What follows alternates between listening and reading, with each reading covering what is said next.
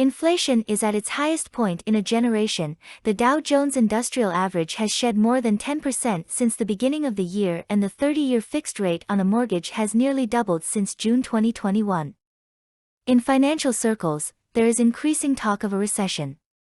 When the economy cools, it can make it even harder to live within our means, save, invest, and achieve our financial goals. It can also make it easier to panic. Are you concerned? Peter Lynch wants you to do this when market crash.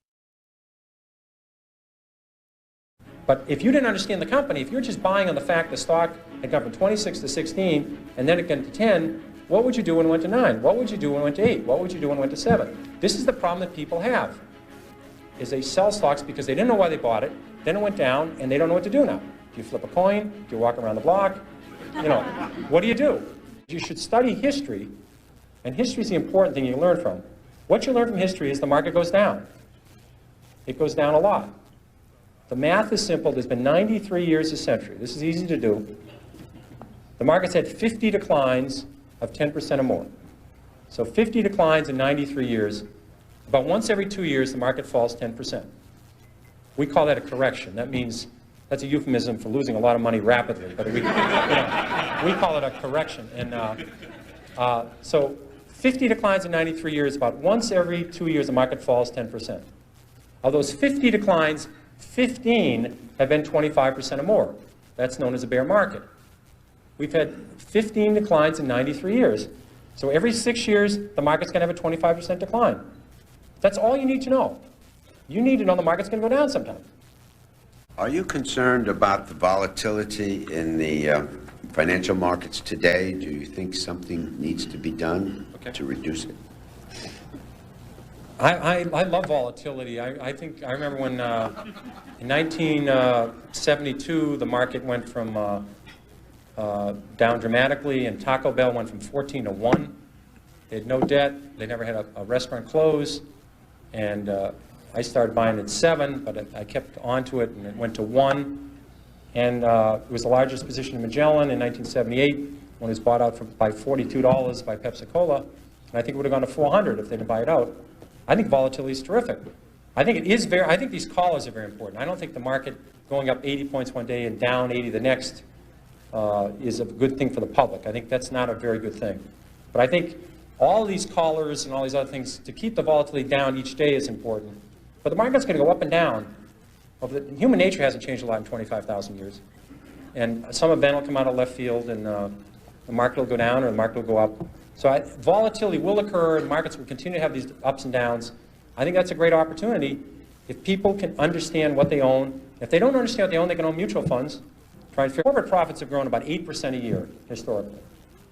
So corporate profits double about every 9 years. The stock market ought to double about every 9 years.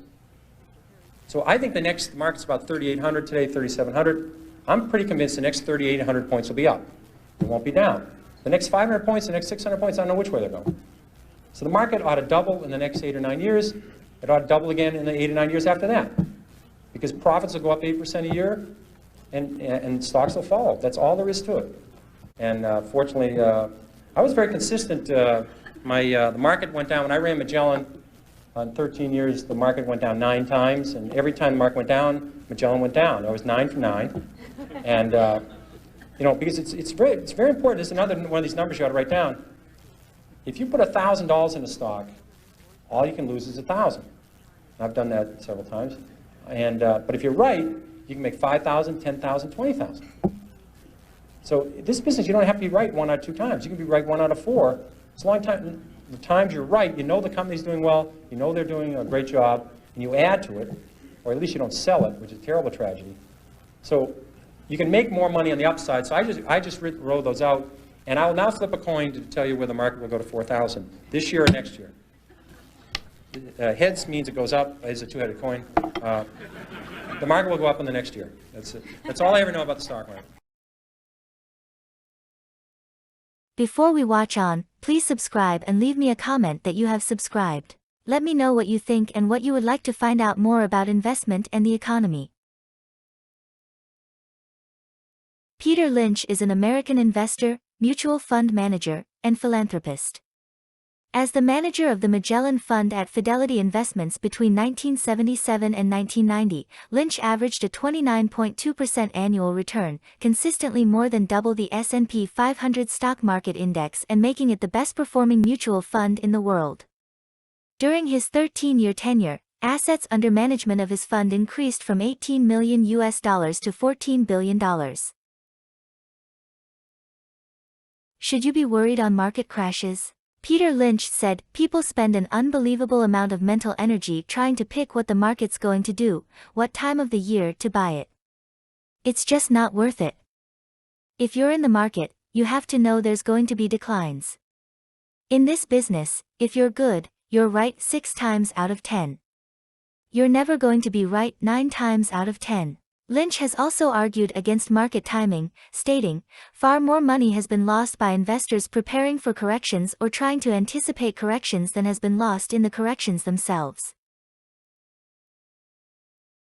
His most famous investment principle is, invest in what you know, popularizing the economic concept of local knowledge. Since most people tend to become expert in certain fields, applying this basic, invest in what you know, principle helps individual investors find good undervalued stocks. Lynch uses this principle as a starting point for investors. He has also often said that the individual investor is potentially more capable of making money from stocks than a fund manager, because they are able to spot good investments in their day-to-day lives before Wall Street. Throughout his 2 classic investment primers, he has outlined many of the investments he found when not in his office.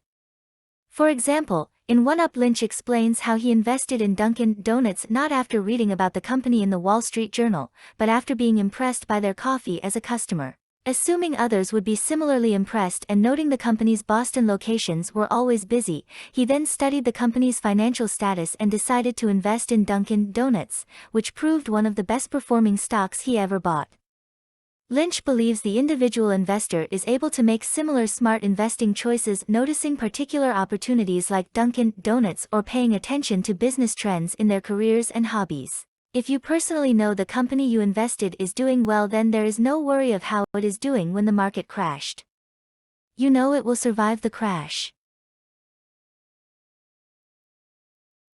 Lynch gave another example based on actual stock market performance from 1965 through 1995, a period with good years and bad. Imagine 3 investors, each of whom puts $1,000 into stocks annually over these 3 decades. Investor 1, who is very unlucky, somehow manages to buy stocks on the most expensive day of each year. Investor 2, who is very lucky, buys stocks on the cheapest day of each year. Investor 3 has a system. She always buys her stocks on January 1st, no matter what. You'd think that Investor 2, having an uncanny knack for timing the market, would end up much richer than Investor 1, the unluckiest person on Wall Street, and would also outperform Investor 3. But over 30 years, the returns are surprisingly similar. Investor 1 makes 10.6% annually, Investor 2, 11.7%, and Investor 3, 11%.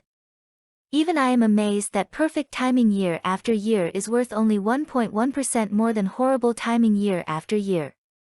A separate study based on what Peter Lynch claimed found very similar results. Difference in annualized return for all 3 investors is only 0.79% to 1.35%. Well, I guess there are always some situation that doesn't pay a lot more to be perfect. Lynch is an advocate of maintaining a long-term commitment to the stock market. He does not favor market timing, and indeed feels that it is impossible to do so. But that doesn't necessarily mean investors should hold on to a single stock forever. Instead, Lynch says investors should review their holdings every few months, rechecking the company story to see if anything has changed either with the unfolding of the story or with the share price. The key to knowing when to sell, he says, is knowing why you bought it in the first place. Lynch says investors should sell if the story has played out as expected and this is reflected in the price. For instance, the price of a stalwart has gone up as much as could be expected. Something in the story fails to unfold as expected, or the story changes, or fundamentals deteriorate. For instance, a cyclical's inventories start to build, or a smaller firm enters a new growth stage. As Lynch put it, buy only what you understand, believe in, and intend to stick with, even when others are chasing the next miracle. For Lynch, a price drop is an opportunity to buy more of a good prospect at cheaper prices. It is much harder, he says, to stick with a winning stock once the price goes up, particularly with fast growers where the tendency is to sell too soon rather than too late. With these firms, he suggests holding on until it is clear the firm is entering a different growth stage. Rather than simply selling a stock, Lynch suggests rotation, selling the company and replacing it with another company with a similar story, but better prospects. The rotation approach maintains the investor's long-term commitment to the stock market and keeps the focus on fundamental value. How about you? Thanks for watching. Remember to subscribe and leave me a comment that you have subscribed. Let me know what you think and what you would like to find out more about investment. Or what kind of video you would like to see from Namus TV.